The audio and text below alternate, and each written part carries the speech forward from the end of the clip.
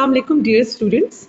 This talk is actually regarding putting together everything which comes in genetic engineering. ठीक है, जब हमने अपने वेक्टर्स डिज़ाइन कर लिए हैं, हमने देख लिया है कि वो कैसे होते हैं, कौन से फाइनल सिचुएशन के लिए किस तरह का वेक्टर अप्रोप्रिएट है, क्या हमें प्रोटीन एक्सप्रेस करानी है या हमें डीएनए की मल्टीपल कॉपीज़ चाहिए या हमें अपने सीक्वेंसिंग के लिए चाहिए, तो depending upon the final situation, depending upon the output which we want, we can design vectors accordingly. But now it's time to see कि हमारे जो हमने अपनी जीन ऑफ इंटरेस्ट ली है, हमने अपना वेक्टर लिया है, उसकी लाइगेशन प्रॉपर हुई है कि नहीं. सो success of DNA ligation depends upon many factors. इसमें आपके पास कॉन्सेंट्रेशंस आ जाती हैं वेक्टर और आपके डीएनए की जीन ऑफ इंटरेस्ट की कॉन्सेंट्रेशंस. इसके अलावा आप देखते हो कि कहीं ऐसा तो नहीं है कि बजाय इसके कि जीन ऑफ इंटरेस्ट आपके वेक्टर के साथ लाइगेट करता, वेक्टर दोबारा से साइक्लाइज बैक कर गया हुए, तो ये हमारे लिए रिक्वायर्ड सिचुएशन नहीं है. अगर वेक्टर वेक्टर के साथ कॉन्केटामर्स बना रहा है तो वो भी हमें नहीं चाहिए. और अगर हमारे पास टारगेट डीएनए लाइगेशन हो रही है, तो these are the things which we don't want. The only situation which we are interested in is the one जहाँ पे हमारा जीन ऑफ इंटरेस्ट हमारे वेक्टर के साथ लाइगेट करे. ठीक हो गया.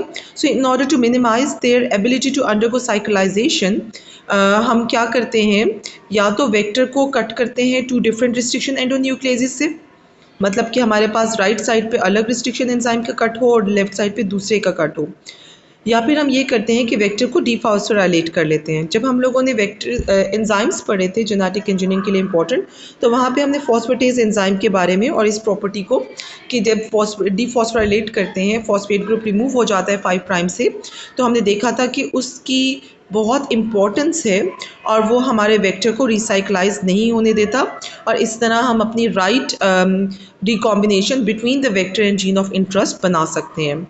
ये वाली स्लाइड हमने वहाँ पे भी देखी थी, दोबारा से मैंने यहाँ पे आपको दिखा दी है कि हमें टारगेट इंटरमोलिकुलर कॉन्केटामर्स भी नहीं चाहिए, हमें वेक्टर के इंट्रामोलिकुलर साइक्लाइजेशन भी नहीं चाहिए, हम सिर्फ सेंटर वाले वेक्टर टारगेट हाइब्रिडाइजेशन में इंटरेस्टेड हैं. सो the next step is हमारे पास वेक्टर रेडी हो गया, the gene of interest is there.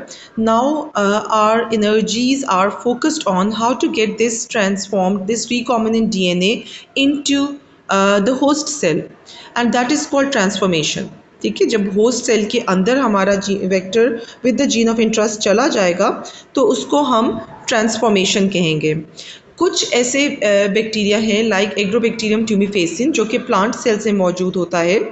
वो एक बहुत एफिशिएंट जेनेटिक ट्रांसफॉर्मर है and it can directly transform the cell. It can carry the gene of interest, हम उसमें डाल सकते हैं और अल्टीमेटली वो डायरेक्टली सेल के अंदर चला जाएगा क्योंकि ओवर द सेंचुरीज उसने इस टेक्निक में मास्टर किया है.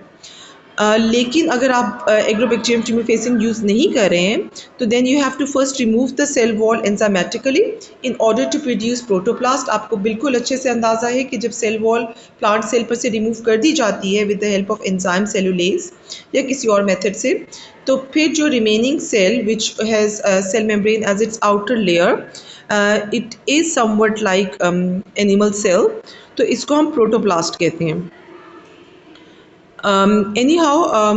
हमारे पास एनिमल सेल सबसे आसानी से ट्रांसफॉर्म हो जाते हैं क्योंकि उनके आउटसाइड कोई सेल वॉल मौजूद नहीं होती है.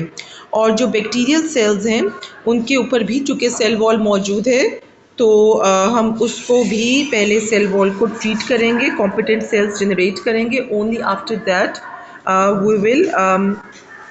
we will perform the transformation.